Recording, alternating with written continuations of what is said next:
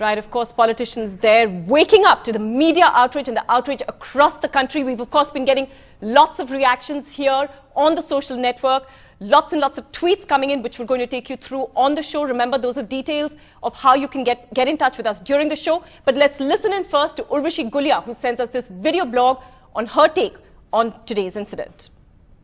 Dear Mrs. Dixit, as a Delhiite, I am now afraid to step out of my house. I'm afraid to drive alone at night.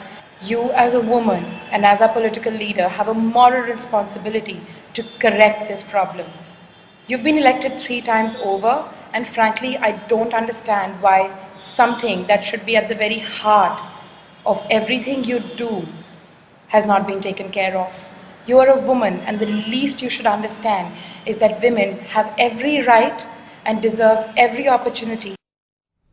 All right, so that particular emotion and sentiment, that anxiety really reverberating across the country. In fact, we're going to be talking about that in just a bit. We've got Lenin with us, who's the president of the Students' Union of JNU. Lenin, thank you for joining us. And of course, we're also joined by Kalpana Vishwanath, who works at Jagori, also joining us from Delhi. This is a movement that looks after many of the issues that we're going to be talking about today. Kalpana, if I could just begin with you.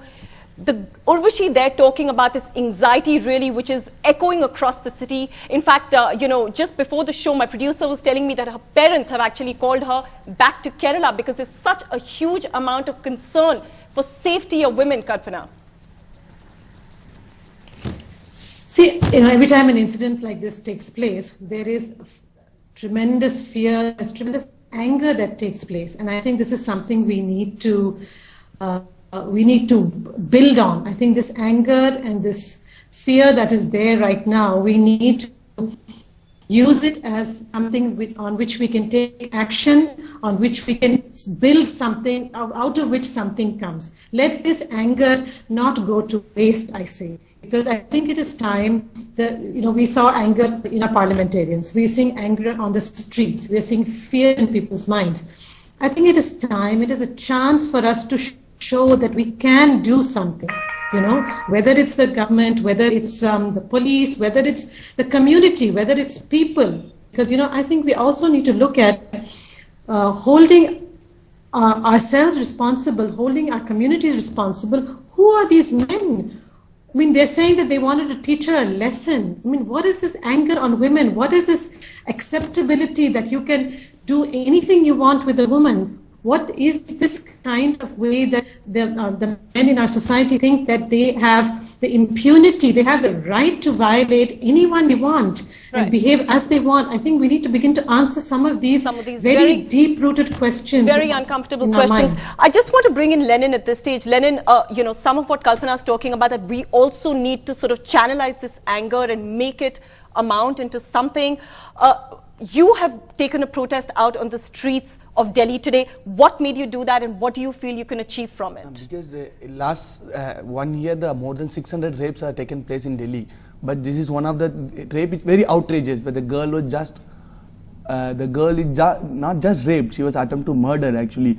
But the response of the government is very insensitive. That's why we get outrageous, where the National Women's Commission chairperson coming and say, it's happened in private bus. How can we take action? Right. And of course, also, Kalpana, just to bring you in here, yesterday, just hours after the incident, the Chief Minister, of course, also saying that let's cancel the license of this particular operator and that the law and order does not lie with the Delhi government. Do you feel that that response is perhaps a little insensitive given the brutality of this particular incident? I think that at this point, it is important to, figure out what is it that we need to do? And I think that some of the things that has been said, because of the horrificness of this particular incident.